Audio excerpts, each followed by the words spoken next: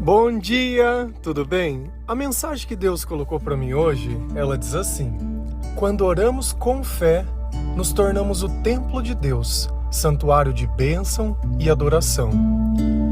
Senhor, tende misericórdia de nós. Perdoa, Pai, todos os nossos pecados.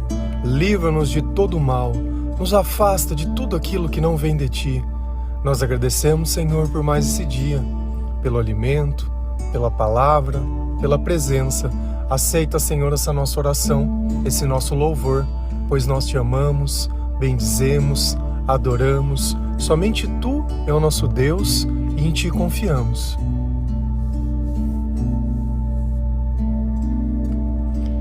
Esses dias atrás, nós falamos sobre a nossa fé, ela se tornar completa. E como que eu faço isso? Quando eu começo a obedecer o Espírito Santo. Quando eu começo a colocar em prática as coisas que o Senhor coloca dentro do meu coração.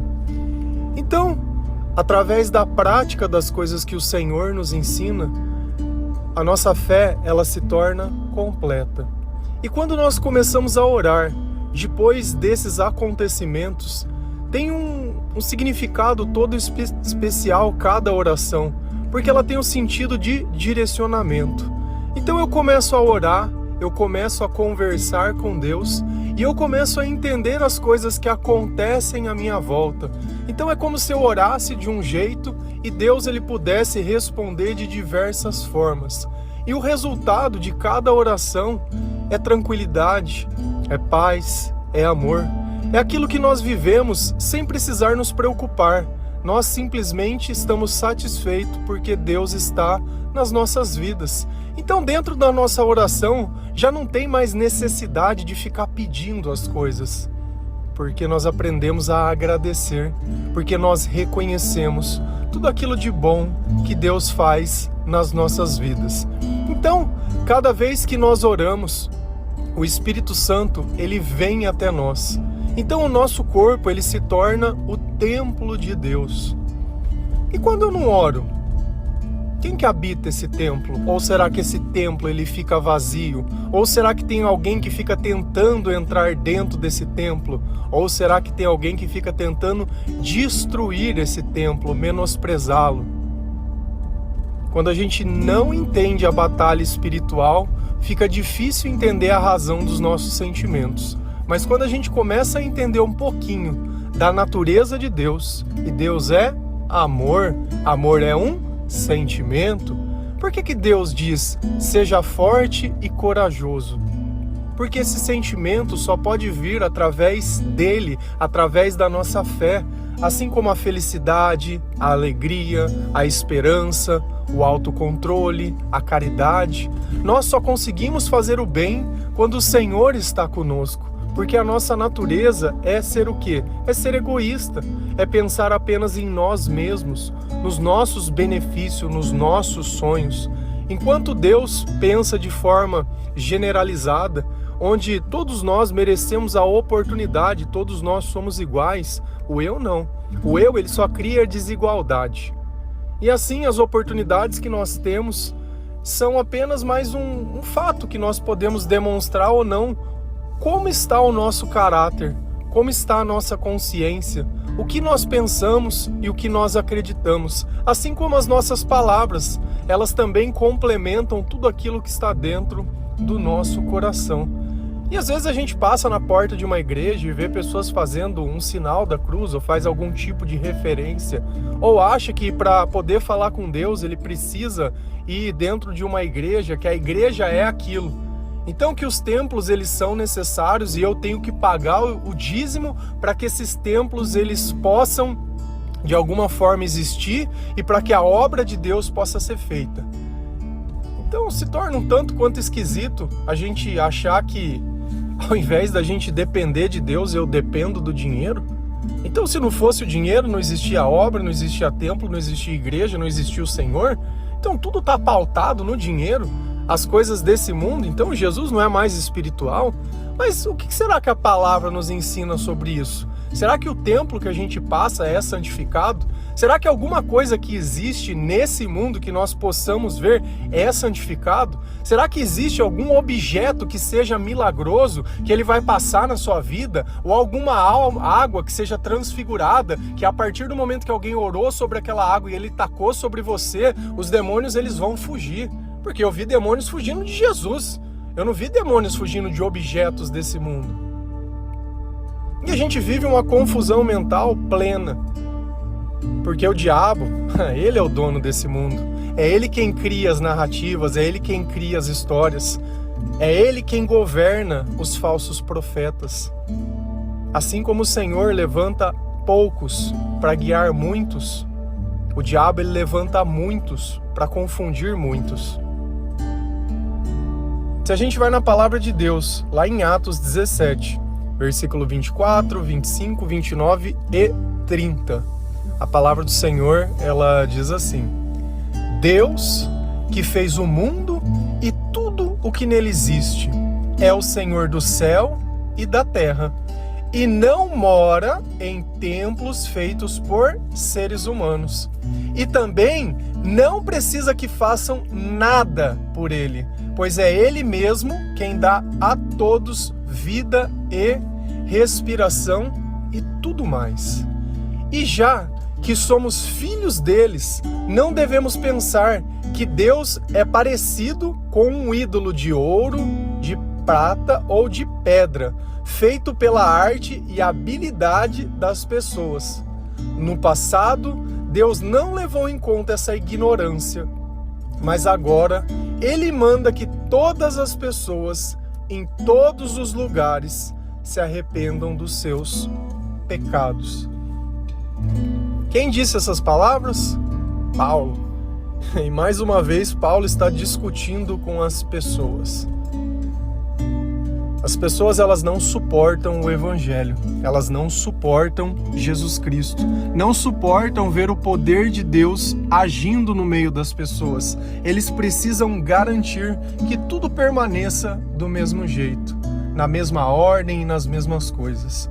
Então Paulo, quando ele está fazendo as suas viagens, se eu não me engano, ou falha a memória, é em Atenas, e eles estão ali discutindo sobre os deuses e sobre as coisas. Eles tinham o costume de discutir nas praças, e nesse instante Paulo passa diante de um lugar que estava escrito assim: oferecido ao Deus do desconhecido. E Paulo diz: olha, esse é o Deus que eu sirvo, é o Deus que vocês não conhecem, é esse Deus desconhecido. E aí ele começa a explicar um pouquinho a natureza de Deus. E eu não sei se alguém já pregou isso dentro de alguma igreja, porque eu não frequento a igreja. Mas tem passagens que é melhor deixar o povo desconhecido, porque senão ia gerar confusão. Eu mostro aquilo que colabora. Ah, vamos dizimar, vamos ajudar, vamos fazer, porque senão vai morrer a igreja de Deus. Como se o homem pudesse matar Jesus, ele já tentou. Sabe o que aconteceu? Ele ressuscitou. Deus, que fez o mundo e tudo o que nele existe, é o Senhor do céu e da terra. Então nós temos que reconhecer a glória de Deus, a majestade de Deus e a importância de Deus. Por quê? Porque tudo que existe, tudo que nós vemos, foi Deus quem fez. Então não tem como eu ver nenhuma das coisas e achar que não foi Deus quem fez. Tanto no céu quanto na terra. Então quando nós falamos com Deus, quando nós acreditamos em Deus, nós estamos acreditando em algo que está além da nossa compreensão, da nossa imaginação. Nós podemos olhar as estrelas no céu à noite e o tamanho desse universo, de tudo que existe, como nós somos pequenos. E mesmo assim Deus nos ouve, e mesmo assim nós podemos sentir a presença do Criador e reconhecer que aquele que nós sentimos é aquele que fez todas as coisas. Então nós não podemos subestimar o poder de Deus. E quando esse Senhor ele está dentro do meu coração, quando eu me torno a igreja do Senhor, aí eu olho aquela construção ali fora Eu passo na frente de um lugar onde eu acho que porque as pessoas estão ali frequentando ali a casa de Deus. E não mora em templos feitos por seres humanos. Opa, peraí, onde que Deus não mora? Em templos feitos por seres humanos. Interessante saber disso, né? Você pode ir numa igreja orar, você pode entrar dentro do seu quarto orar, você pode orar dentro de um ônibus, você pode orar no meio de qualquer lugar. A oração dentro de uma igreja não se torna mais especial do que uma pessoa. Claro que quanto mais pessoas clamando dentro de um mesmo lugar, a presença do Espírito Santo vai ser mais forte. Mas essas pessoas, elas poderiam estar clamando em qualquer lugar que o resultado seria o mesmo. O mesmo. E também não precisam que faça nada por ele. Então você achando que Deus estava precisando do seu dinheiro, do seu dízimo, da sua ajuda, da sua contribuição, porque senão não teria a obra de Deus. Se ele fez tudo, ele é dono de tudo. Se ele precisar, ele faz o que tiver que ser feito, da forma que tiver que ser feito. As pessoas que doam ao Senhor, doam porque assim elas sentem que tem que fazer, não porque os outros ficam pedindo. Não porque os outros ficam ali tentando colocar medo no seu coração. Ai, porque você está roubando a casa de Deus. Nem olha o contexto da passagem, nem nada. Olha a miséria espiritual do pastor. E eu não falo isso querendo julgar. Ai, porque eu sou melhor, porque eu não recebo. Ai, porque você não tem... Cara, eu não estou aqui falando nada. Eu estou lendo a palavra de Deus e entendendo o que está acontecendo. Só. Você acredita em quem você quiser. Você sabe qual que é a melhor religião ou a melhor doutrina? É aquela que te faz você ficar mais perto de Deus. Se você tem o controle dos teus sentimentos, se você tem arrependimento, se você tem paz, se você tem amor, se você evangeliza, se você tem tentado ser uma pessoa melhor, se você já não tem mais medo de morrer. Às vezes a gente olha a morte como se fosse um bicho de 7 cabeças. Se alguém sai da tua casa, você chora? Não. Por quê? Porque você sabe que aquela pessoa ela vai voltar. Se alguém morre, eu também não tenho necessidade de chorar, porque essa pessoa não vai voltar, eu vou para onde ela está. Essa é a diferença. Essa é a diferença. Quando nós morremos crendo no Senhor, nós ressuscitaremos com o Senhor. Eu não tenho por que me desesperar, eu não tenho por que ficar doido, eu não tenho por que ficar nada. Eu confio no Deus. Eu confio. Então Deus está nos dizendo o quê? Que nós não precisamos fazer nada por Ele, pois Ele é mesmo quem dá a todos vida, respiração e tudo mais. Então se nós vivemos, é graças a Deus, e tudo que nós temos é graças a Deus. Então nós precisamos nos colocar dentro da posição que é a nossa, senão a gente acaba fazendo o quê? A gente acaba acreditando nas coisas erradas, pensando da forma errada, acreditando da forma errada, e fica tudo errado. Então, nós temos que saber que Deus não precisa de nós que precisamos dele, que ele não habita em templo feito por mãos humanas, ele habita sim na oração, no louvor, e a gente continua lendo.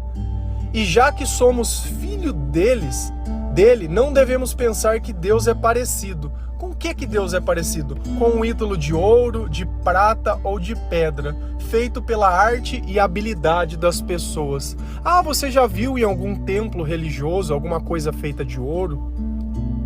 Alguma arte feita de pedra? Você já viu? De prata? Já viu alguma coisa?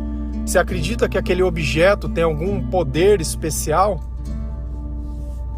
Se você tenta materializar Deus em alguma coisa, seja na Sagrada Eucaristia, porque, cara, é sério mesmo? Então toda essa palavra e tudo isso que Deus está dizendo, ele está dizendo para quem? Eu queria entender, porque ele está falando isso para alguém. Porque se ele fala uma coisa e você fala outra, eu prefiro acreditar no que Deus está falando. Então você entra lá e fica encantado, e ajoelha, e faz sinalzinho da cruz, porque não sei... E a hora que sai de lá? E a hora que sai dali de dentro? Cadê a unção do Espírito Santo? Só reclama da vida, não tem prazer em nada, sabe? Então derrotado, e chora, as mesmas coisas de criança, de mil anos atrás sofre até hoje. Ai, os problemas são os mesmos, as reclamações são... Que diabo, desculpa a expressão, de Deus é esse que você acredita que ele não causa mudança? Se a gente olha a história de Davi, Davi era pastor. E ele se continuou sendo pastor pro resto da vida e morreu pastor? E morreu reclamando do pai? Não, se tornou rei. Porque quando Deus ele entra na nossa vida, ele nos coloca mediante as situações as quais nós vamos deixar aquela velha vida para adentrar em algo novo. Diz que ele fala que ele vai fazer novas criaturas. Como que você pode viver reclamando há X anos da mesma coisa e dizer que você é uma nova criatura? Então Deus não é parecido com nada disso e nem é nada disso. Olha isso, no passado, Deus não levou em conta essa ignorância. Se você crê em algo e acha que aquilo, Deus está dizendo, você é um ignorante. Nós não usamos um termo de ignorante espiritual? Não é uma pessoa, um analfabeto espiritual? Deus está na palavra dizendo uma coisa para você e você está indo aí. Dormindo. Ai, porque não tem problema, é a mãezinha. Ai, porque o santo de não sei na onde. Ai, pirulitão. Ai, porque não sei, é as 13 novenas de não sei na onde. Ai, vamos ajudar. E vive que nem um papagaio. A vida cada vez mais destruída, a família cada vez mais ceifada, a pessoa desesperada, a depressão batendo na porta, sabe? Totalmente descontrolado, compulsividade, tudo. Tudo, culto ao corpo, culto às coisas e tudo, cada vez ostentando. Isso aí, gostoso, né? E aí? Deus não aceita. E aí o que mais que ele fala? No passado, Deus não levou em conta essa ignorância, mas agora, o que ele manda? Que todas as pessoas, aonde? Em todos os lugares, se arrependam dos seus pecados. Se arrependam dessa ignorância, de ter chamado de Deus aquilo que não era Deus, de ter orado por um pedaço de pau, por um pedaço de pedra, ter orado dentro de um lugar achando que aquilo... Você acha que Deus, se ele está falando que dentro daquele lugar ele não está, se as pessoas estiverem fazendo aquelas coisas, elas são ignorantes, você acha que ele vai descer lá fazer o quê? Não é à toa que não consegue cantar uma música, precisa ficar repetindo para os outros repetir. Não sabe nem louvar, não sabe orar, não sabe fazer, tem que ficar repetindo. E parece que eu fico pegando no pé. Mas o problema não sou eu. O problema não sou eu, o problema é vocês. Porque se vocês tivessem lido a Bíblia, vocês não seriam ignorantes. E não estariam insistindo no que não existe nada. Esse é o ponto em questão. Estão insistindo na onde? No que não existe. Se a gente continua lendo a palavra de Deus lá em 2 Coríntios 6, versículo 15 a 18. Como pode Cristo e o diabo estar de acordo? É uma pergunta. O que é que um cristão e um descrente têm em comum? É outra pergunta. Que relação pode haver entre o templo de Deus e os ídolos? Pois nós somos o templo de Deus vivo, como o próprio Deus já disse. Eu vou morar e viver com eles, serei o Deus deles, e eles serão o meu povo. E o Senhor Todo-Poderoso diz, saiam do meio dos pagãos e se separem-se deles. Não toquem em nada que seja impuro. Então eu aceitarei vocês, e serei o pai de vocês, e vocês serão meus filhos e filhas. Quem disse essas palavras? Paulo. A quem? A Corinto. E ele está fazendo uma pergunta. Como pode Cristo e o diabo estar de acordo?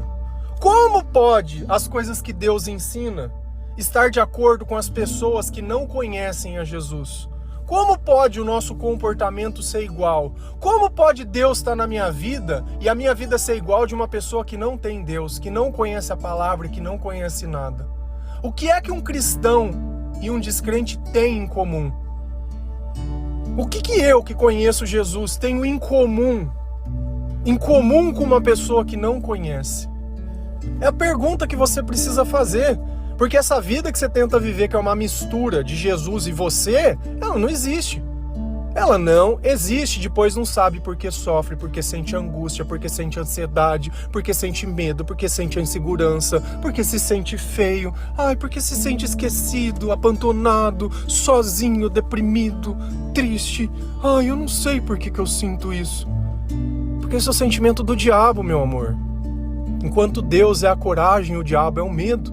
Enquanto Deus é o amor, o diabo é o ódio. Enquanto Deus é o perdão, o diabo é a punição. Enquanto Deus tem a misericórdia, o diabo quer ter o julgamento, quer ter a punição, a ira. É o que você sente. Não quer continuar fazendo as mesmas coisas do seu jeito? Não quer ficar perseguindo? E aí? Nós não temos nada a ver com isso. Nada. Que relação pode haver entre o templo de Deus e os ídolos? Nossos ídolos acima de ouro, prata e pedras. E os ídolos podem ser as estrelas, os ídolos podem ser os espíritos, os ídolos podem ser qualquer coisa que você possa ver com os seus olhos e acha que ama, ou que aquilo tem algum poder sobrenatural, que aquilo vai te ajudar. Ai, essa pedra que ela tem uma energia, ai, porque eu vou jogar sal grosso e vai fazer isso, porque eu vou fazer aquilo e eu vou fazer acontecer, eu vou tacar água, eu vou pôr o copo e vou orar pro copo e eu vou fazer, e aquela loucura inteira. Que relação pode haver entre o templo de Deus, que somos nós, e essas coisas? Pois nós somos o templo de Deus vivo, como o próprio Deus diz. Quem disse que eu sou o templo de Deus? O próprio Deus. Quem disse que Deus não habita em templos feitos por mãos humanas? O próprio Deus. O próprio Deus está te dizendo as coisas. Você vai querer acreditar em quem? No que você quer? Ah, então não tem problema. Pode acreditar. Como pode Cristo e o diabo estar de acordo? Então, se você não está de acordo com o que Deus está dizendo, quem é você? Porque se eu concordo com Cristo, eu sou de Cristo. Se eu discordo, eu sou do diabo. E a palavra está bem clara. Como que eles podem estar de acordo? Como que você pode adorar de um jeito e de outra coisa que Deus fala que não é não? E aí? Vai continuar, continua se enganando, continua. Eu vou morar e viver com eles, serei o Deus deles e eles serão o meu povo. Então Deus, ele vai viver com nós. E você acha que Deus vai estar ali com você enquanto você está ajoelhado adorando uma imagem? Enquanto está passando um pirulitão ali no meio, ali você está ali fazendo uhul! É sério mesmo? Você acha que Deus vai ficar olhando essa vergonha, essa ignorância? Se ele está falando que é para você se arrepender disso que você fez, você vai continuar achando que esse culto é válido? Você vai continuar achando que Deus precisa ficar lendo num pedaço de papel? Ou Jesus, ele andava com um livro e ficava seguindo aquele livro? Ah, eu vou seguir esse livro. Uma coisa é eu ler a Bíblia, a outra coisa é eu seguir um ritual que ele é humano. A gente lê a palavra de Deus para evocar o Senhor, para meditar sobre o Senhor, normal, Jesus fazia isso. Agora ele seguia um roteiro. A única coisa que, se a gente fosse pegar na Bíblia, que teria entre aspas um roteiro, é a questão da Páscoa, que era uma data que era para ser comemorada, a festa das barracas, festa da lua nova, que eram datas comemoradas lá atrás. A Páscoa nós comemoramos ainda. E aí?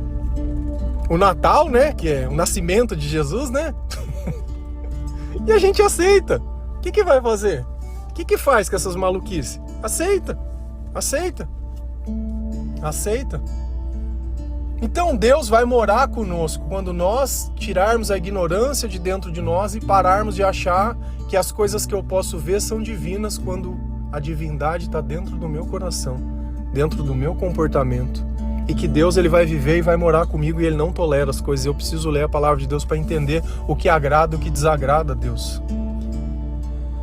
E o Senhor Todo-Poderoso diz, aqui já não é Paulo, aqui já não é nada, aqui já é Deus: saiam do meio dos pagãos. Quem é pagão?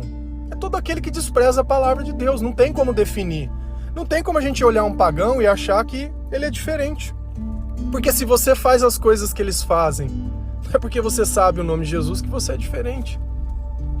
E separem-se deles. Não toquem em nada que seja impuro e eu aceitarei vocês. Deus, ele está dando uma ordem. E aí é legal, né? Quando a gente vai, não conhece o que Deus fala, escolhe as pessoas baseado na beleza, nos nossos interesses, no que a gente acha, no tesão, no que eu imagino.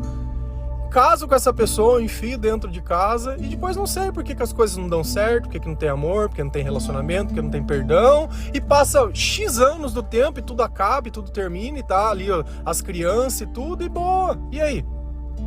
Por que terminou? Porque não tinha Deus? E aí?